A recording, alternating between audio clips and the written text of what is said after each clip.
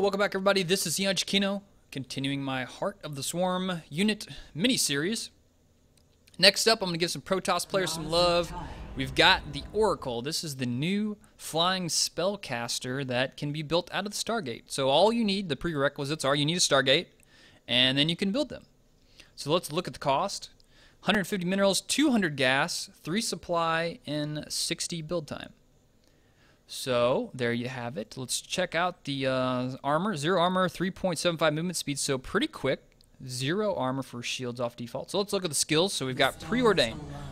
Causes an enemy structure to grant vision for 120 seconds to display what is constructing when selected.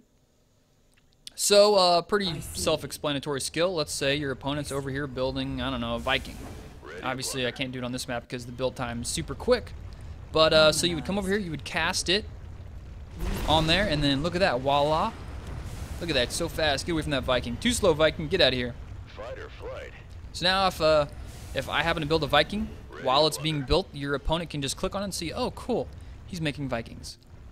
Useful to know. So next, Revelation. 50 energy, I forgot to say the last one was 50. Preordain is 50. Revelation is 50, but this has a cooldown of 3 seconds. The previous one had 0 cooldown. So it reveals enemy units within target area. Units revealed cannot cloak and will remain visible while burrowed for 30 seconds. So this is 30-second long, like, I can see all ability. So for example, let's say your opponent's got roaches. And you just happen to not have an observer yet, and you're gonna get attacked. See the roaches coming at you, you don't have much anything, you're like, I don't know, a couple stalkers, you're like, oh no. Actually, get rid of that cannon. He's coming, and he's got burrow. You can see the little spikes on his roaches, so you know he's got burrow.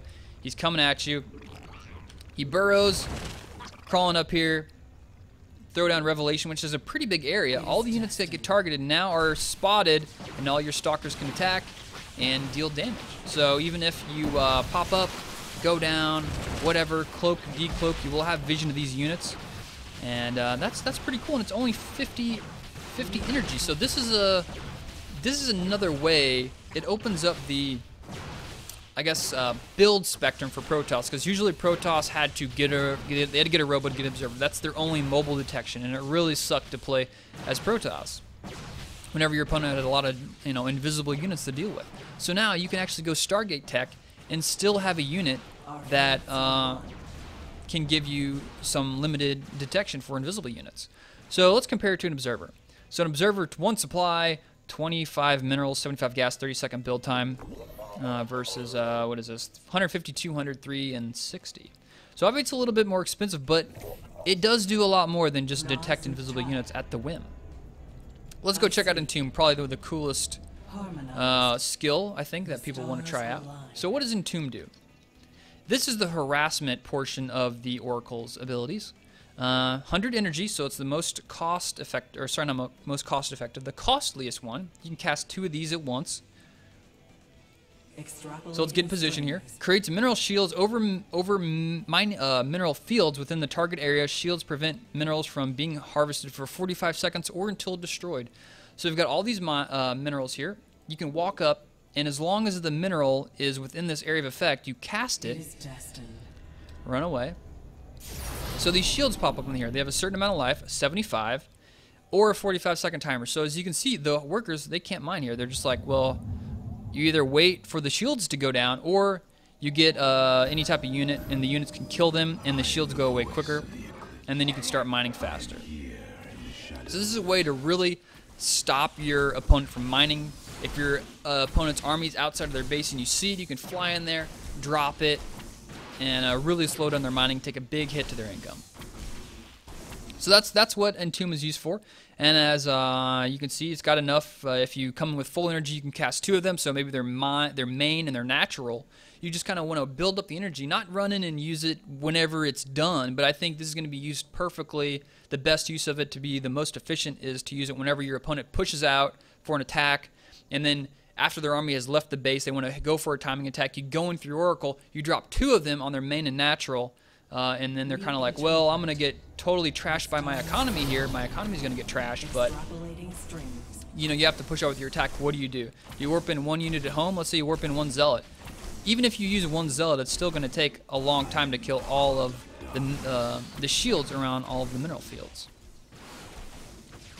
So there is that. One thing I wanted to test out. So let's delete these. It's just a command, just to, let's say, protect against this. So let's make a bunch of drones. So what if you've got your drones here? Does my Oracle have enough energy? Yes, he does.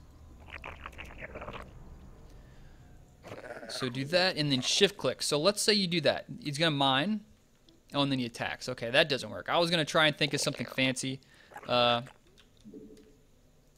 you could, like, have your workers automatically attack once the mineral fields have been removed, but I don't think that's going to work. Nope, doesn't work. Oh, well, I was trying to think of a quick way to counter that. That doesn't work, unfortunately. But yeah, I mean, this I think is going to be used, like I was just talking about earlier, as ways to really hurt your opponent's economy once they push out with their army. It's going to be really nice. And or if you're doing this against a Terran player who you see he just dropped like 4 mules, and you're like, well, not on my watch, buddy. Let's see, do we have any mules we can drop here? Yeah, we do. So let's say we got a guy. You can keep your Oracle just kind of like right outside your opponent's mineral line, right in the air vicinity, so he really can't attack it, but you have vision of it. Just keep an eye on it. He's going to drop a whole bunch of mules. You're like, whoa, look at that scrub. Throw down this, and the mules timer. Wait, are they mining that anyway? What the hell? Does that actually work? Okay, they're not. That must have been a bug or something. But anyways, so the mules cannot mine with the shield, with the shields up, obviously. So that can really slow down your mules mining. So actually, it's 90 seconds. So that'll cut the life of a mule in half if you land it during the mule's lifetime. So that's pretty cool. So that is the Oracle, and this thing is fast. This thing is pretty slick. So let's see, it's faster than, is it faster than a Void Ray? Oh yeah, 2.25 versus 3.75. And is it faster than a Phoenix? 4.25. No, it's not. So if your opponent goes Phoenix and you try to get an Oracle, he will chase you down and kill you because those Oracles are super, super weak. The Oracles are very, very low in HP. As you saw, they just kind of melt. I remember the first time I made one. It just seemed to die instantly from like 2 ghost shots, and I'm like, holy shit, this thing is almost dead. But yeah, Oracle, really cool unit, good harassing unit, and a good unit for dealing with invisible units. So I think we'll be able to see some more Stargate plays that kind of play into the late game, play into a third base for a Protoss player. Sorry. So that's the end of this video, and I need to blow something up. Zerg units always blow up real good. But then again, I don't know, I haven't blew up any, I'll kill a bunch of Marines. Everybody loves seeing Marines die, don't you? Make a whole bunch of Marines. But yeah, that's the end of this video. Thank you guys for watching. Subscribe to my YouTube channel, youtube.com/Yanchikino for more Heart of the Swarm videos. And follow me on Twitter, at Yanchikino. Thank you guys for watching. And let's make them dance to death. Dance it out, buddies.